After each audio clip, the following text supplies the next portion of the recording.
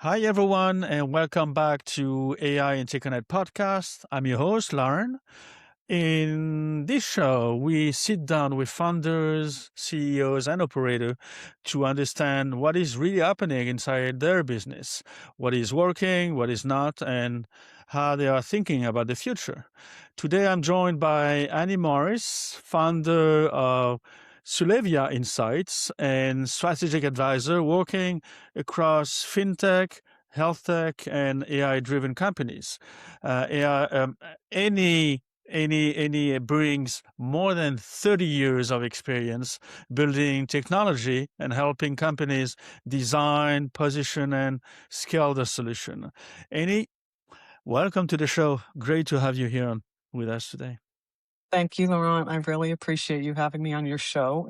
I really enjoy looking at all the different topics that you've been covering. It's really a very good comprehensive gamut of what's going on in the AI space.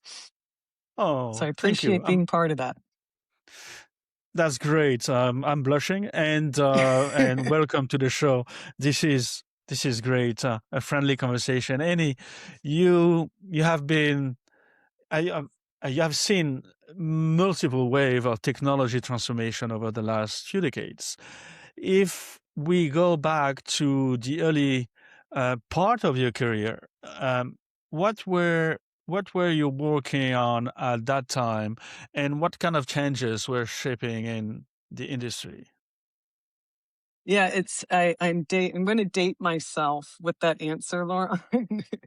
So I have spent many years understanding what's going on in the marketplace and designing and building solutions to meet those needs. And this is an interesting time with the transformation of shifting from kind of the older way to do things to the new way to do things with AI. And it reminds me of when I first got started in my career building technology for Wall Street firms. And in a similar way, this was in the early 90s. So, in a similar way, technology was going through a transformation from centralized mainframe based processing to decentralized Unix and PC based applications. And when I read about the industry now and when I'm working with my clients, I get a little bit of deja vu about both the benefits that we're seeing with new technology now and also the challenges to gaining adoption in those technologies, similar to what we were doing in the 90s. Yeah, yeah, definitely. I love it. And Uh, um, what what did building technology look like back then? I think people that only hear dinosaur when they hear the word mainframe, um, That's they true. don't quite. I wanted to paint a little bit of a picture about the world, what the world was like back then. So a little bit of a history lesson. So bear with me. Um, Everything, and I'm from Wall Street, so I'm going to use Wall Street as the example. But everything was manual. Everything was manual in prior to the mainframe world. And when the mainframes, mostly built by IBM in the 60s, when they started to get introduced, it enabled banks to automate the securities transactions process. So think about those benefits. Like instead of people writing on paper, you've reduced manual errors, everything gets processed faster. And the mainframe world really allowed the scaling of securities processing and trading. And it created a revolution in how investments were made. But at that time, there were also a lot of challenges that became much more prevalent as we started to get into the 80s.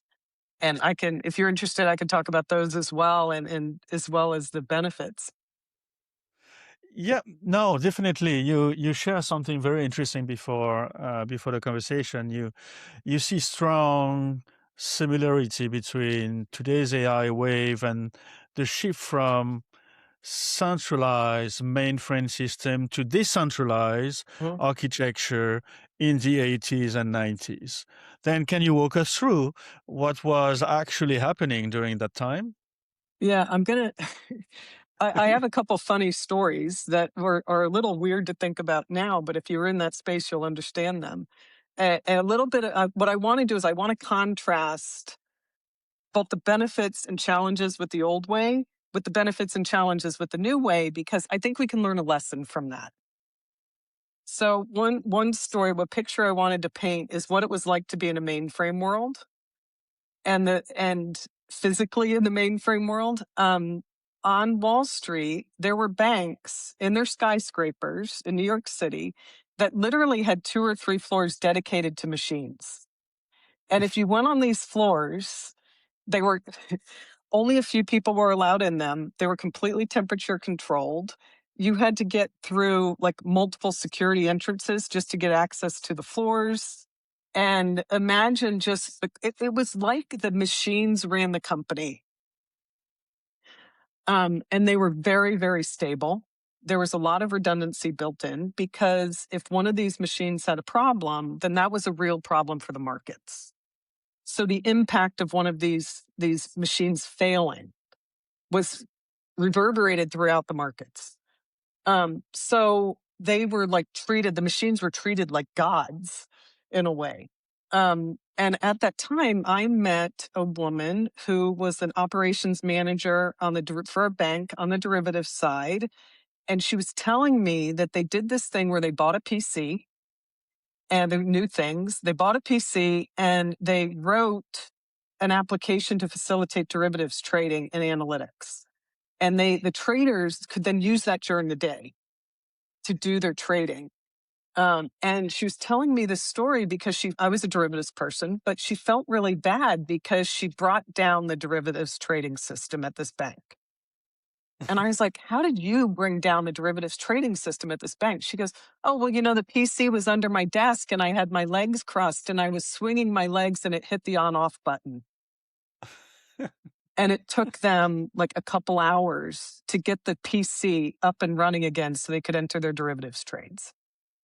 So there was this real contrast between this, old dinosaur-like, very stable environment and the fact that, yes, I could have this derivatives trading system and I can run my analytics and I could make changes on the fly, but I didn't know if the system was going to be available for trading in the afternoon like it was in the morning.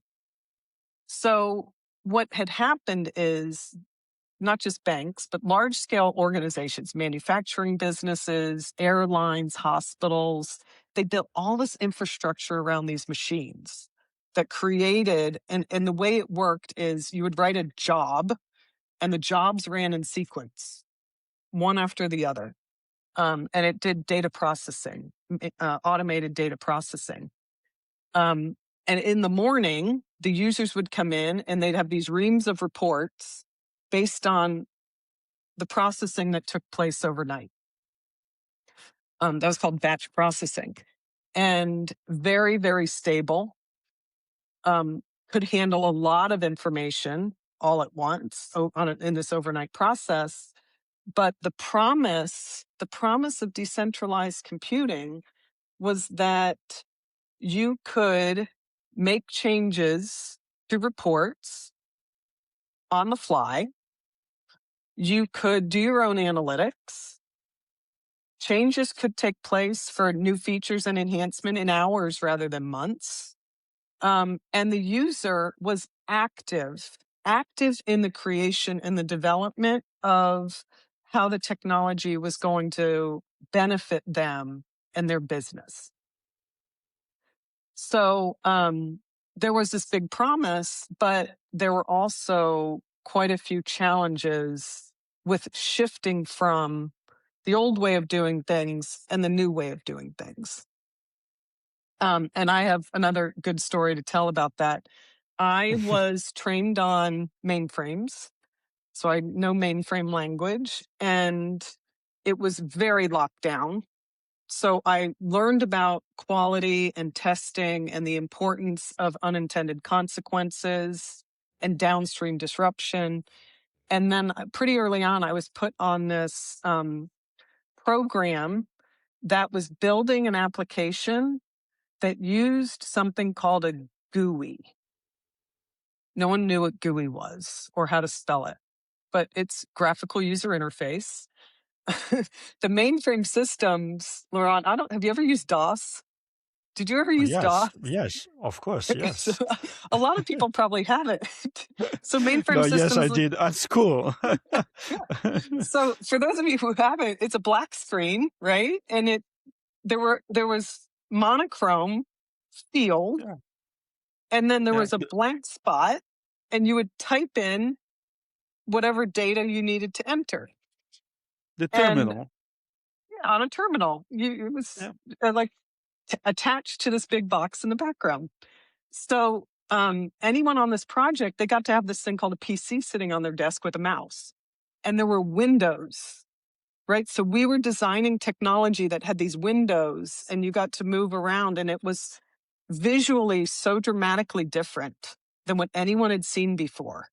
Just looking at these screens made you think that this was the future. So it was a derivatives processing system, and it failed. It got mothballed within months of rollout. So why? Why? Um, we thought it was because the technology was not stable enough. In retrospect, it was because it was a mismatched use case. What the project was supposed to do was replicate, kind of line by line of code, the overnight processing that the mainframe did on derivatives. And for derivatives trades, they actually settle, the confirmations have to go out every day. So there was a pretty important deadline. Confirms had to be processed and then be distributed every day, mailed, physically mailed. So because of the inherent instabilities in a Unix based system, there were long running processes, memory issues, stack overflows. Any one of your users that might have coded in that world knows that it was a real problem when you got a stack overflow and identifying where that memory issue is coming from and the memory leaks. And so we had many issues in the overnight batch that prevented those confirms from going out the next day. And again, in retrospect, knowing what I know about technology now, like that was the wrong selection of technology in order to introduce all of the benefits that one could see. And Laurent, I think as you know about AI, you know where I'm going with this. That Of course. use case is, and I'll talk about that in a few minutes. Yeah, so one of the issues was there was this hype around decentralized processing and a rush to implement it. And use case was one of the problems. And I would say the other one is the operational infrastructure related to Unix systems and PC systems was dramatically different than what everyone was accustomed to with the stability of a mainframe. So we had people dropping code into production after you finished writing the fix. And that was perceived as a benefit because you can make changes quickly, but a few times of doing that incorrectly and bringing the system down decreased confidence in those kind of solutions. So now your user community was concerned that the answers were going to be wrong. And they wanted to go back, in a lot of times, they wanted to go back to the old clunky way because they knew the answers would be right. So the security around getting the right answer versus speed to market and productivity improvements was this tension that was part of the adoption of the new technology. And then I would say a third thing was a cultural change. There was actual animosity between technologists that built mainframe systems and technologists that built new systems. It was really negative. And I was young, so it didn't matter, and I was like in between the two, so I could understand both sides of it. The people on the mainframe side were like, but we're stable, we get the right answer, we can do all of this large scale processing. And then the people on the news side would say, but you're slow. And we're creating all this additional productivity. And yeah, maybe we're not always right. And maybe we're not always stable, but we put the power back in the hands of the users and not in the hands of the technologists. So there were real issues with kind of this lack of understanding and empathy between the old and the new. So those were some of the things that we were really grappling with as the whole industry was shifting from this mainframe model into the new way of doing things. That's right. That's right. And I haven't been. I mean, I was on the market, but I was not on the floor or in these tech rooms. But I can imagine. And if we fast forward to today, we Mhm. see a similar level of excitement around AI, and at the same time, many companies are struggling to get real results. And there is data showing that adoption is widespread, but most companies are still not able to scale AI effectively. Mhm. Why do you think that is happening? Well, if I put my history back on, if we learn from history, I'll go back to what I just talked about. Let's start with use Uh, cases. So by the way, I'm in the AI camp. I have seen the benefits of AI firsthand. And just one example is I was working with a client to create research to support the go to market strategy. And we did that in a day.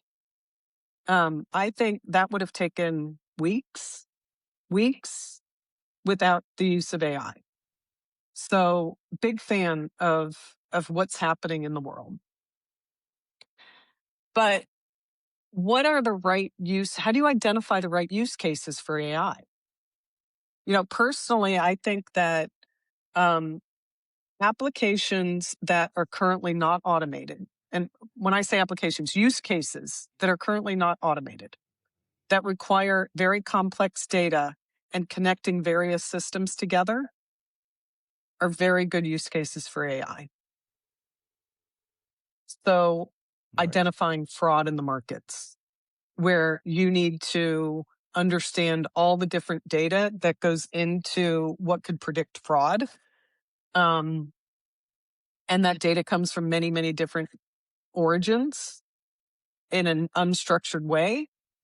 Good use case for AI.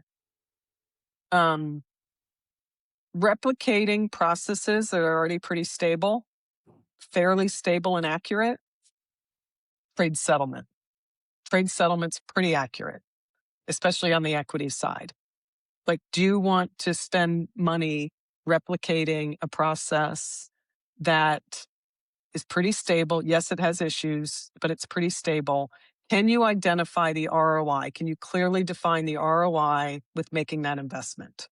If you cannot clearly define the ROI and specific metrics and benefits to making that investment in rewriting code, that's a red flag to me when looking at use cases.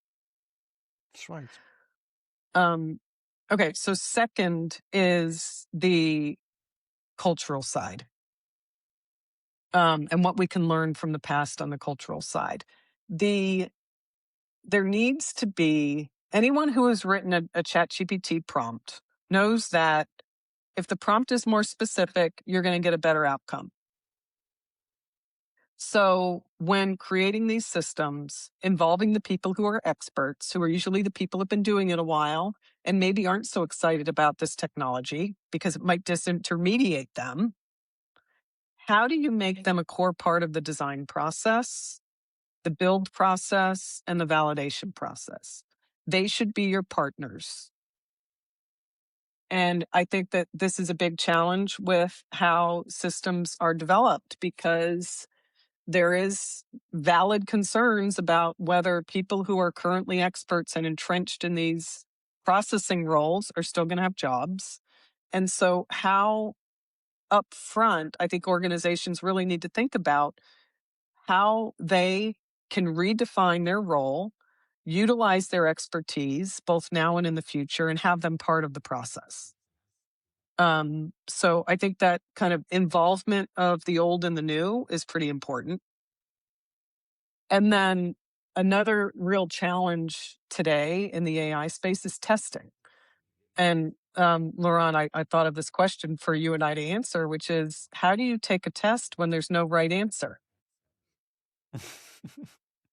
So with systems in the past, you had automated tests.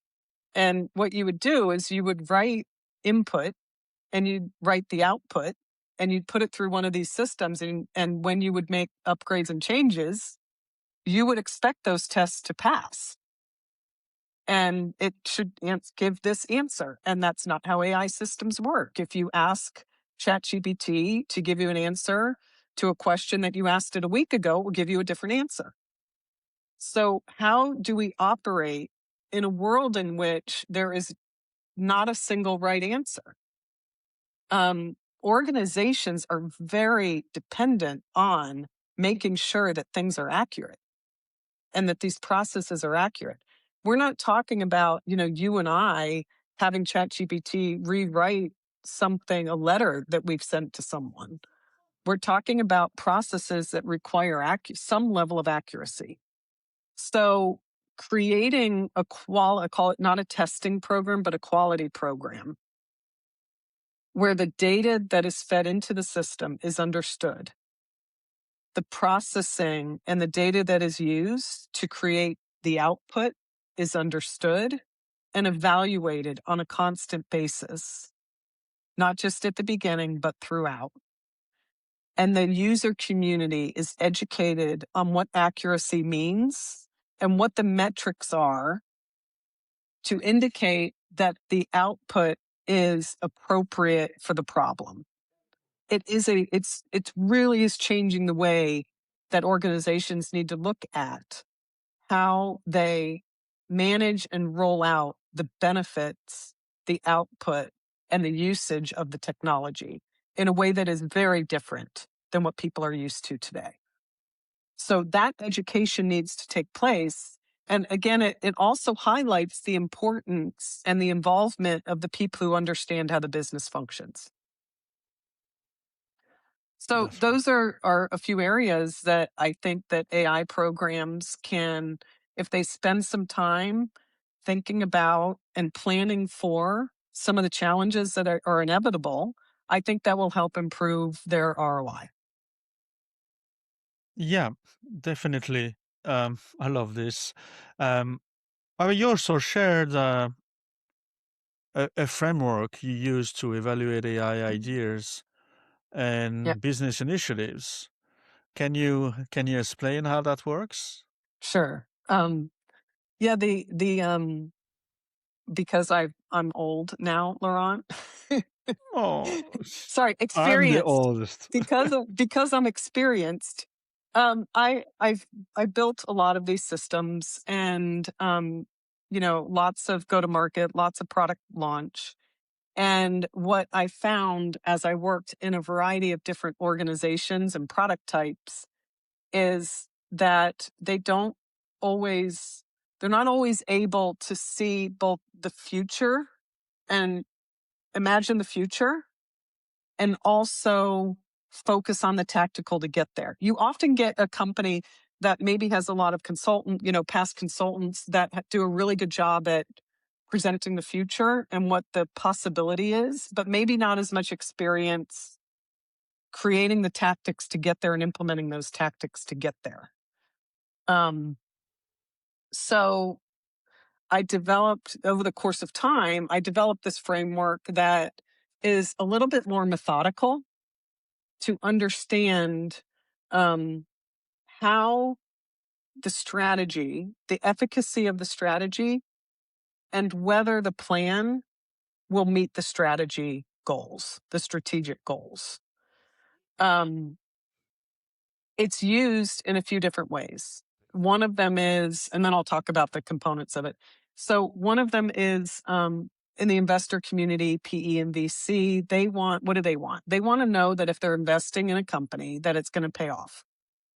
So this methodology helps them understand where there might be gaps or where there might be misses in any investment that they're making or an investment that they have made in a portco. For a company, it helps them think strategically. Well-established companies don't always have the opportunity to think strategically about where they want to be and new markets that they want to be in, and create the execution plan to meet that strategy. And as you know, I've been working a lot with startups lately, and they often have good ideas. But how do you make sure and how do you convey that those ideas are actually going to turn into the benefits in the market, the traction in the market that they give in their pitch? So this framework has a couple different use cases for it and how it can help organizations achieve what they're trying to do. And it's got 4 components to it. The first one is the strategy component. Do you have a strategy? Is it a good strategy? I met with a product manager a long time. It was about, I don't know, close to 10 years ago. And this was a large company. And so you would think that the product team really understands where they're going. And I said, well, what's your long-term vision for your product? And he was a good guy, smart guy, and he hesitated. And I was like, does he not know his long-term vision for his product? Kind of weird. And he goes, no one has ever asked me that question before. No one has ever asked me, the product manager, what the long-term vision for the product. I was like, what in their world, product meant do the features that the client asks for. So knowing how to think strategically is actually not natural for a lot of people. So this first part is really around thinking strategically. The second is around the development of the strategy. Like, can you execute against the strategy? Do you have the right team in place? Do you have the right skill set? Is your organization aligned behind a launch? Is your support team ready? So there's questions that I go in and evaluate whether the organization can actually support the development and rollout to accomplish market adoption. The third one is advocacy. So are you talking about your value proposition in the right way? I met with a startup last year that had just a really cool idea. And they said, well, we're going out to the investor community. Can you help us with our pitch deck? They handed me a 55-page pitch deck that, and then it was full of so much good information. Yeah, sure, but And they knew what they wanted to do. They absolutely knew what they wanted to do, but so are they talking about, is the organization talking about and promoting their value proposition, their benefits, who they're targeting? Are they doing it in a way that's understandable to the market? So this whole part of their program is a really important part, often something that's thought of afterwards. But it's a very important part of making sure you're successful, because you could have this really great idea and a really great technology, but if you can't talk about it, then it's going to be hard to sell it. And then the fourth component is governance. And what governance means is, do you have the right guardrails in place to manage your organization? And in the AI world, very important, so that you aren't introducing bias, that you have the right testing in place, that you have the right people involved. And even beyond the AI side, how do you, as a company, how do you decide what investments to make? Should you acquire a company? How do you evaluate those investments? You would be surprised at how many mature organizations do that based on a gut feel or a conversation that's held between a person and a senior person that controls the budget. It's really without metrics to determine whether it worked or not. it's always been really eye-opening for me in large organizations to go in and see that there's not this kind of structure to evaluate and track and manage your investments. So when I go see a new company, whether they're large or small, in the back of my head, I have this methodology and I go through this process of kind of evaluating those 4 areas. Usually a company is strong in 2 or 3 of them and maybe needs some help in the fourth one. So for these companies that are um, going out into the world using these AI tools, it's very crowded. This is the kind of structure that I think can help them present themselves and demonstrate that they're able to deliver in a controlled and high quality way to the user community that they're selling to. And that's been kind of a fun project to take on. I love it. I love your framework. It's it's clear. It's I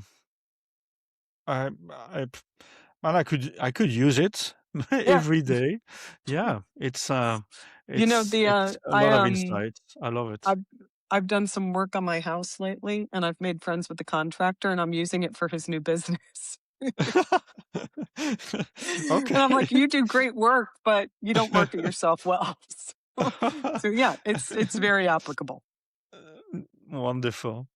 Let's talk about your current work. I mean, this is your current work Mhm. at Sulevia Insights, and then we know you work with startups, large firms, and even investment organization. Okay, then I mean, we also know some of the challenges, but what kind of challenges do your client come to you with today? Even though you have your framework and you know what, before seeing them, you probably know what they're coming with, but what are they asking you?